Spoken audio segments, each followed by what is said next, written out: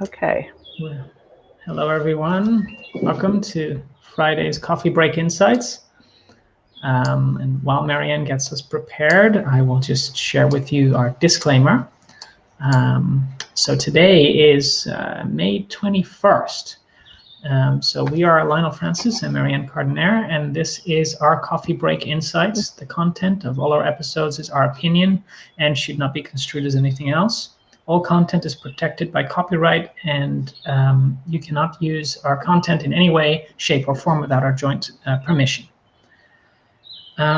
So, having gotten that piece out of the way, as always, so what topic did we have in mind to introduce today? So, let it go. We're kind of continuing. Our last few talks here have been they're kind of all connected because we talked about the death process and the benefits of death, and we got a little bit into letting go last time, but we're going to go into it more here because it's really important to work with that and to be clear with that and understand that it's not an easy process. So I have a little hi Diana. Diana just popped up. Nice to see you.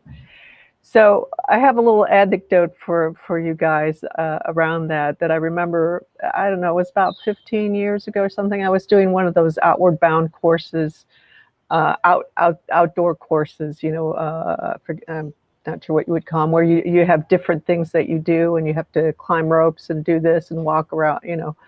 Do all these kind of things. And one of them that we were doing was you get harnessed in, like around your abdomen, and like so you're wearing you kind of have this little thing that you're hooked up to, and you're hooked up to a rope, and then they pull you up, so you're up in the air, and you're, I don't know, I think on something, and then you have to jump off, and so you're hanging from this rope, but you're tied around your abdomen, so you're not going to fall or anything. And I'm sitting here holding onto the rope, and I'm swinging back and forth. And the whole exercise is to let go, right?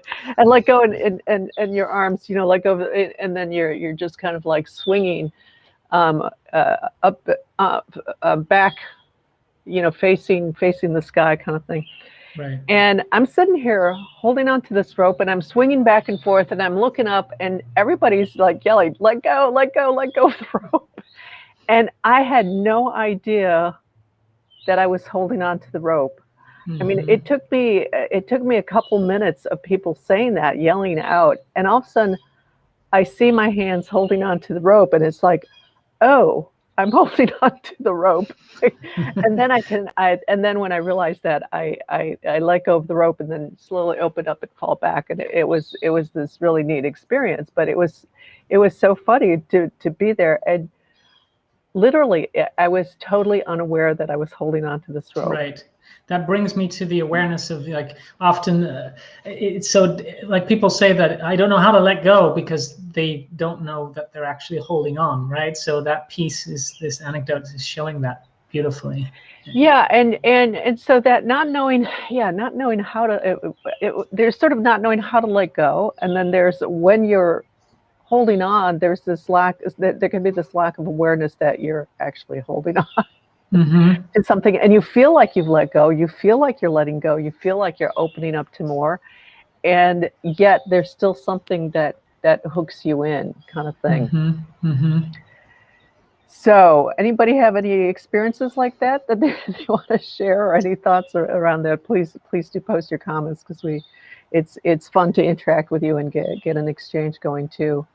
Yeah, and this is also very timely because it fits into kind of the death process and dead people. So often, like, holding on to people that may still be in the space around us if we're connected to them, or the sadness and the parts that we're feeling, that they're also the unlived experiences or connections that they've been able to live out in their lives. And so there's pieces around letting go that often go beyond our conscious mind into something deeper. So that's just another piece to add in, another layer.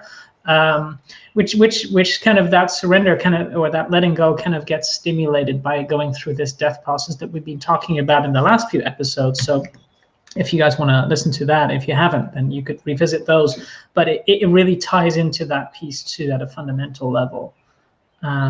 So we got a couple comments here. Melinda, good morning. Marianne and Lionel. Yeah, nice to see you, Melinda.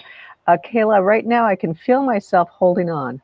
I can tell because it's when I start trying to control my external. So very good point there. And yep. Diana, how do we let go if we don't know we're holding on to that rope? Yeah, exactly. Yeah. So, you know, it's really interesting because so I want to back up a minute because an interesting thing happened when we were kind of just preparing to talk, is that we started noticing that there were like dead people or spirits that were around us that are showing up for that. And I could feel a sadness coming through and just kind of sitting with it a little bit. And then all of a sudden it's like I could feel it was one of my grandfathers. And now I'm starting to feel the sadness going through a little bit. Yeah. And it was the sadness around not having had the opportunity or taken the chance to connect more when he was alive. Yeah. And so there's that holding on that's happening of wishing for something else, wishing things had been different. Things to be different. Yeah. So that's one way to notice that you're holding on. Because you start thinking about something, you're still kind of processing, you're still going through it. It's like, what if I wish this had come up, or kind of this regret or something. Sometimes it's not so obvious. We think we've moved on and it's not so obvious, but that's one way to start working with it is just noticing how you feel. So you might feel like, okay, I made the great decision, and then you're sitting back for a while and you're like, it's still feeling heavy. So there's still something there that's keeping you from moving forward and moving into something new, fully and completely kind of thing. Yeah. And my version of that I've often experienced, and maybe some of you resonate with that as well, is when you hold on so tightly, which I have also in my family system. I have a lot of, like, I see my grandmother, she had a lot of fear of death. So again, and so that holding on to life was like clenching. And when you clench your fist for a very long time, you don't have feeling anymore. It's like the muscle. So how do you let go of something that has gone numb because you've held on to something so long? And that's part of why it's hard sometimes to feel what you need to let go of, because you can't feel it anymore. So it's literally like requires some external support to open up the fingers. Oh, I'm feeling the pain as I'm opening it up. That's also a process of letting go that can be really intense. And for me, that was an over and over again re-experiencing to kind of let go out of fear of loss, essentially, fear of abandonment, fear of loss, fear of losing, and fear of death. So these can be really deeply ingrained in our identity, and then we really struggle with how do I let go? How do I know what I'm holding on to? How do I even live in that place? So that's another version that's coming to mind around that. And that can be really challenging, but with support, that really takes you through that. Right. Yeah. Sometimes it's just hard to really get a sense of that for ourselves, that we're holding on to something. It comes through filters. It comes through identities that we have around being a certain way, for being a certain type of person, this has been my job all my life. This is my identity, and letting go of that. And so, those little habits that come back from that can be indications of letting go. But, Lionel, you mentioned the death process. So I want to come back to that, because there's this, to go through that death process, to come into something new, we have to let go of the old. You can't have both. And, people are really struggling with that. I'm kind of leaning because the floors, the cement floor is a little slanted, so I keep moving around here trying to straighten myself out. But, and so people are having a really hard time with that right now, because there's a lot of letting go that's being demanded of people globally, worldwide. All these things are falling apart.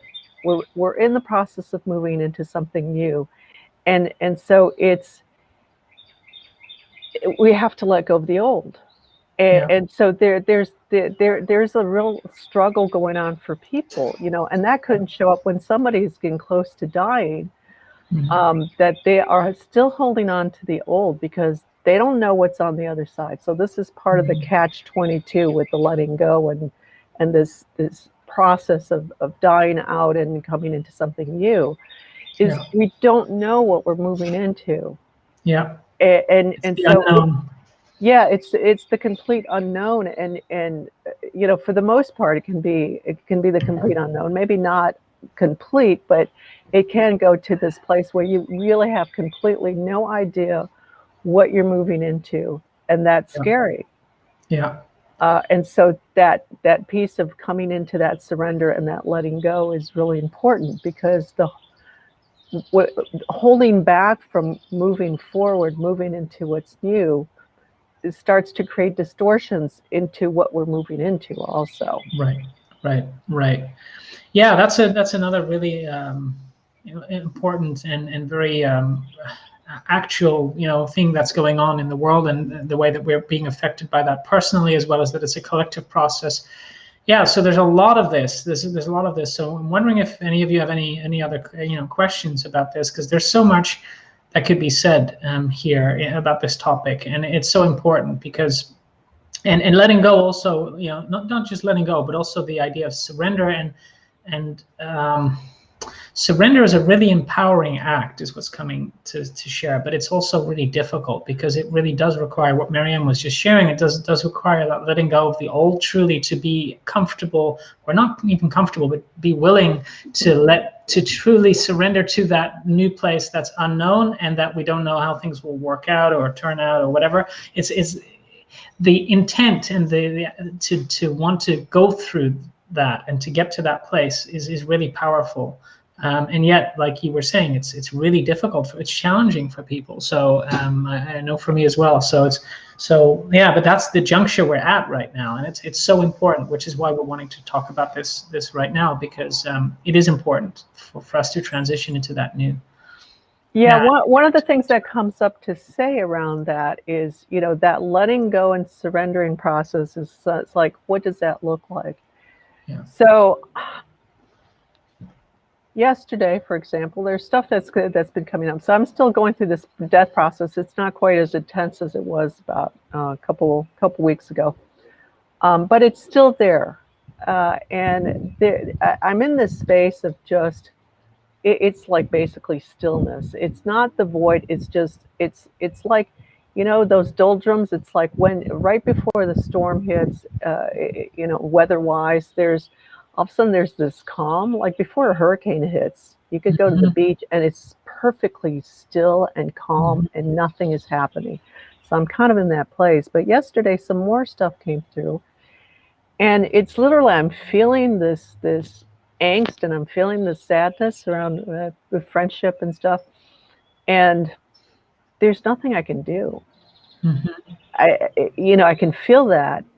I can try to distract myself away by doing something, and sometimes we do that, because sometimes I do that because mentally it's like my mind gets so locked into what I'm noticing. It's like I need to step back and let the process happen a little bit more.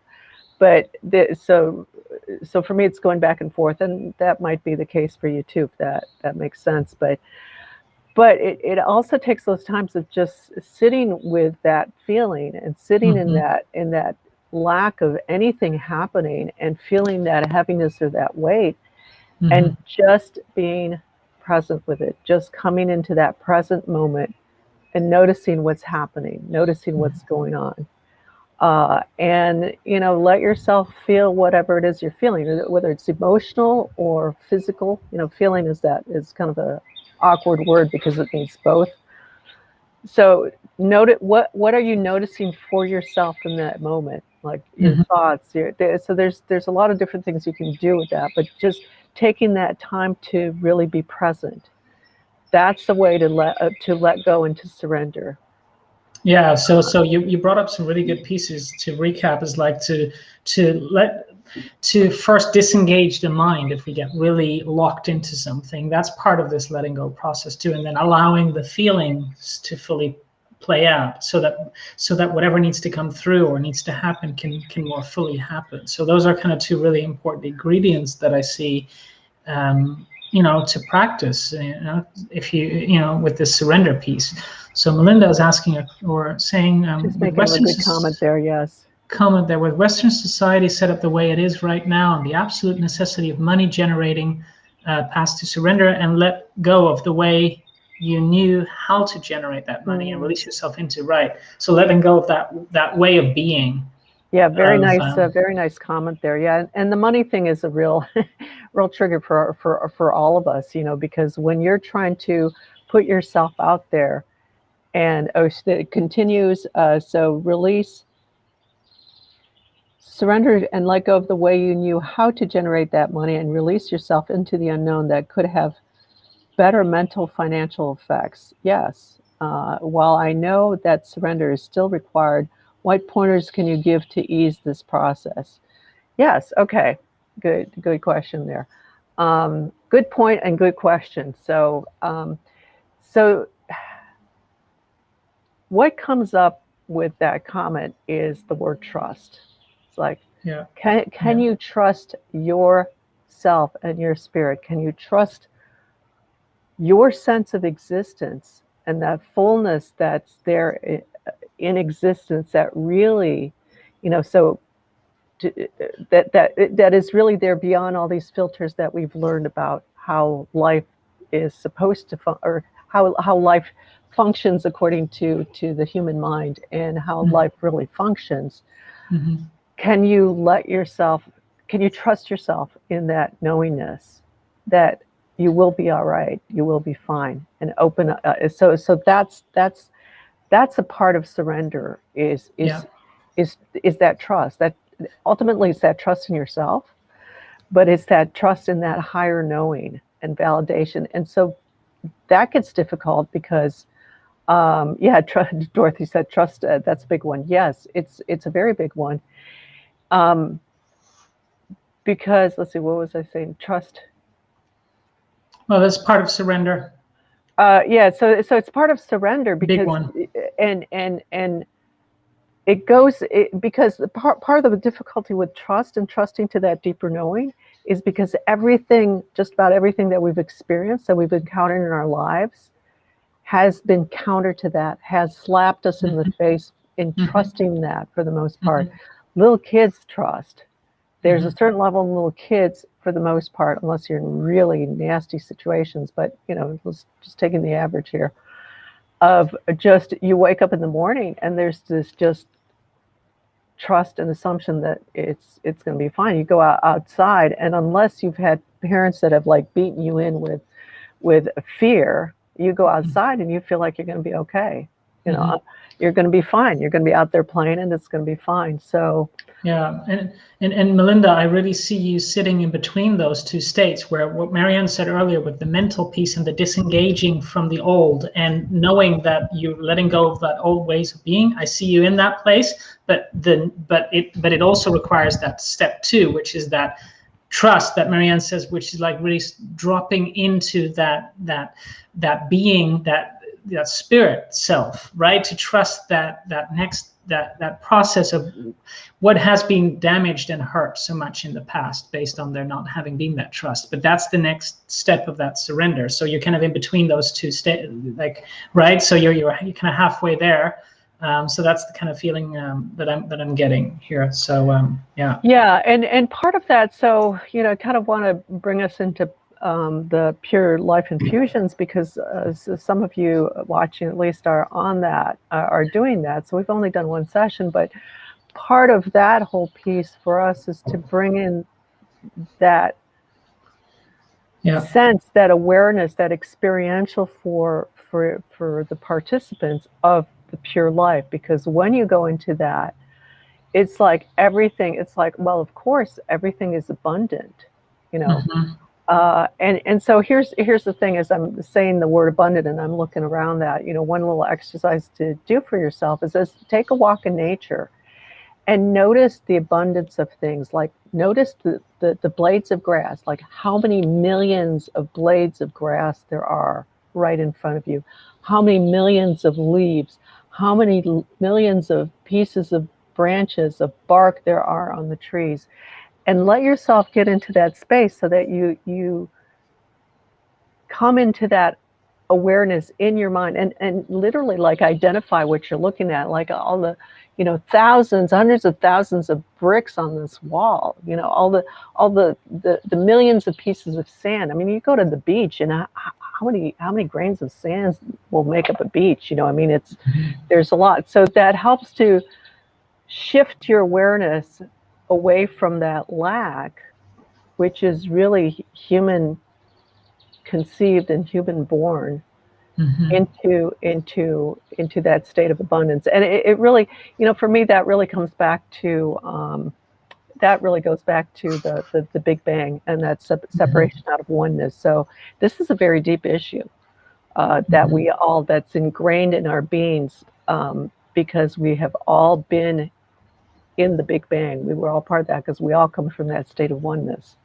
That would be a great talk someday. Yeah. Another good talk is what around that. But so come into yourself and notice that where really come in deep and notice any little tension. It's kind of hinting, because it might feel small, very little, but when you start to go into it, that starts to you start to really feel what that's about. Yes, Lionel. Unfortunately, I can't read the entire comment. I don't know if you can, Lionel, but she says yes. Melinda says yes, Lionel. I ping in and out of that place that we were describing. Yeah. Right. Yeah. So, and I do feel that too. It's like we're at the cusp of that breakthrough, but it's a collective process, like we're sharing, and we're all doing it as well, our own bit personally.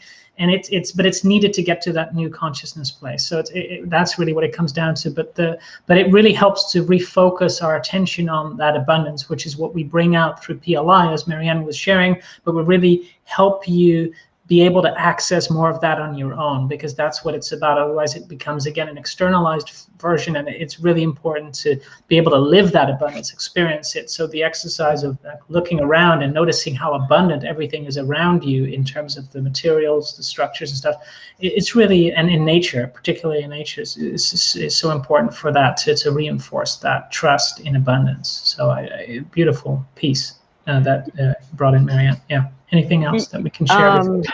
Yeah, there was something that popped out of my mind, but as you were talking, but yeah, so there was something about noticing. Oh yeah, so a really simple thing to do is just come into that quiet space of yourself. In the give yourself some quiet time, quiet space.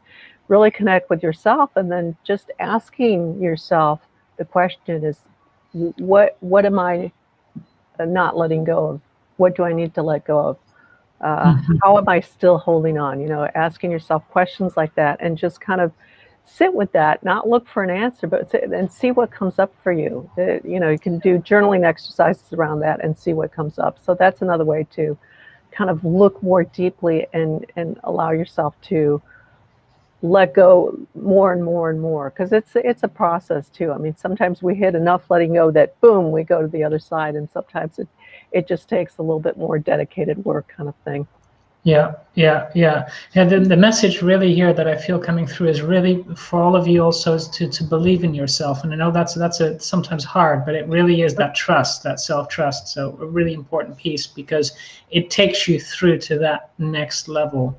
And that's, it really comes down to, because the old pattern has been distrust based on our collective human life experience in such big ways that trust is just one of the big keys to get through that surrender. It's interesting as we talk about surrender, the trust piece is coming up really strongly. So, and I'm also thinking just before we probably have to end it in a minute, but Dorothy, yeah, because you mentioned that trust is a big one for you, and I'm really curious about what you mean by that. I know that we probably won't have time on this call to, but you can send a message in either way, and we'll read it after.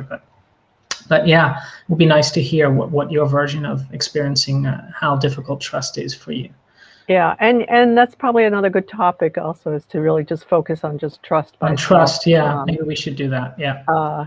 So anyways, yeah, please like the channel, guys, so that this just helps us to reach other people who are interested, who can gain from what we share here, and from your pointers too. So please like the channel, and we're going to end here. It's been a long coffee break, but it's been really good. And for those who are on the Pure Life Infusions, we'll see you Sunday. And the rest of you next time in the ethers, wherever. So take a good look at that trust and that letting go, and let's open up to more. Yes. Okay. Thanks everyone for being here. Bye-bye. Bye-bye.